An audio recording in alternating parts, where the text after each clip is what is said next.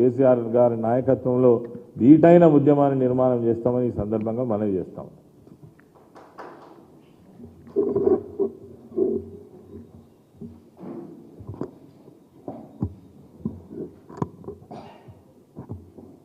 Start by electronic media, print media మిత్రులందరికీ కూడా పేరు పేరున నా నమస్కారాలు తెలియజేస్తా ఉన్నాను.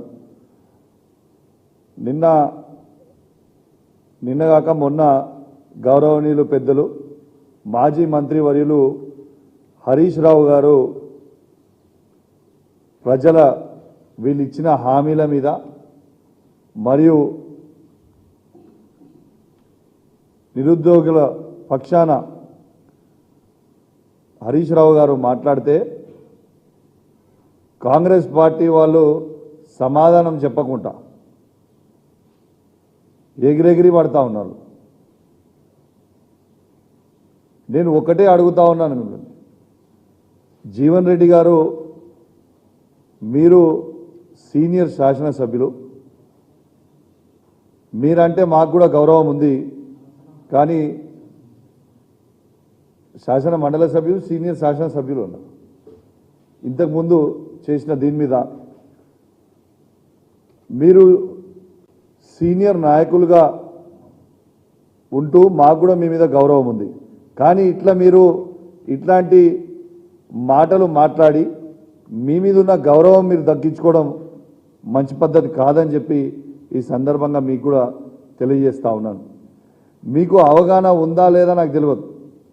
ఇవాళ హరీష్ రావు గారు ఏ సబ్జెక్టు మాట్లాడినా చాలా నాలెడ్జ్తోని, చాలా అవగాహనతోని దాని మీద బాగా స్టడీ చేసే హరీష్ రావు గారు మాట్లాడతారు. అదేవిధంగా హరీష్ రావు గారు అడిగింది ఏంది, నిరుద్యోగాల పక్షాన మీరు అది 1:100గా మార్చండి, లేకుంటే గ్రూప్ 1 ఎగ్జామ్ రాస్తున్న విద్యార్థులందరూ కూడా ఇబ్బంది పడతారు, 1:100 మార్చండి అని వాళ్ళ పక్షాన ఇవాళ హరీష్ రావు గారు డిమాండ్ చేసిండ్రు.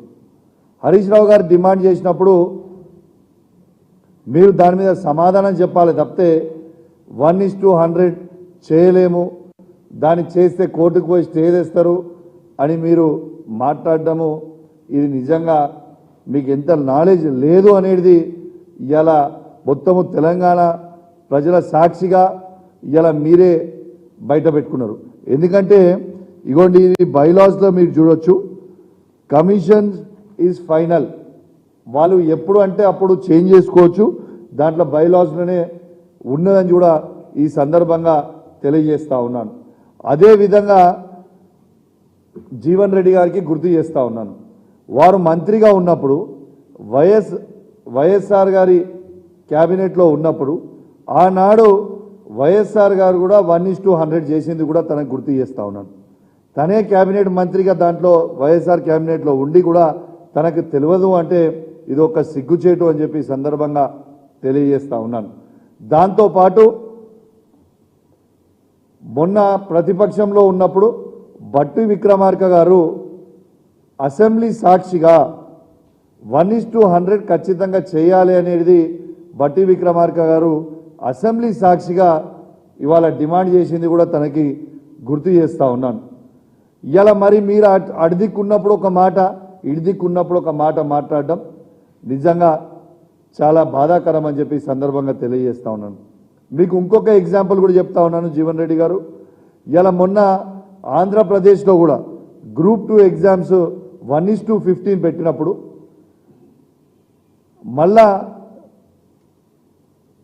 విద్యార్థులు డిమాండ్ మేరకు ఇలా ప్రభుత్వాన్ని దాన్ని మార్చుకొని మళ్ళా మెయిన్స్లో 1:100 చేసింది కూడా మీ అందరికి కూడా గుర్తు చేస్తా ఉన్నాను. ఇదేమి వింతకరమైన పరిస్థితి కాదు, ఇదేమి కొత్త పరిస్థితి కాదు, ఇది ఉన్నదే చెప్తా ఉన్నది కూడా మీ అందరికీ కూడా మరొకసారి తెలియజేస్తా ఉన్నాం. తర్వాత ఈ చిల్లర మల్లర కాంగ్రెస్ పార్టీ నాయకులు కొందరు హరీష్ రావు గారి మీద మాట్లాడుతూ ఉన్నారు. మీరు మాట్లాడే కంటే ముందు హరీష్ రావు గారు ఎంత పని చేస్తారో తన దగ్గర నుంచి పని నేర్చుకోవాలి తప్పితే పిచ్చి పిచ్చిగా మాట్లాడితే ఊకునే ప్రసక్తే లేదని చెప్పి సందర్భంగా తెలియజేస్తా ఉన్నాను. ఈ చిల్లర మల్లర మాటలు మాట్లాడే కాంగ్రెస్ పార్టీ నాయకులది నేను తీవ్రంగా ఖండిస్తా ఉన్నాను. దీంతో పాటు ఇవాళ మీరు అనుకుంటారు కావచ్చు, బిడ్డ ఇచ్చిపెడతాము, మీరేదో మాట్లాడితే గొంతు ఎక్కువ ఒరితే ఏమో అయిపోతాయని మీకు చెప్తా. రైట్.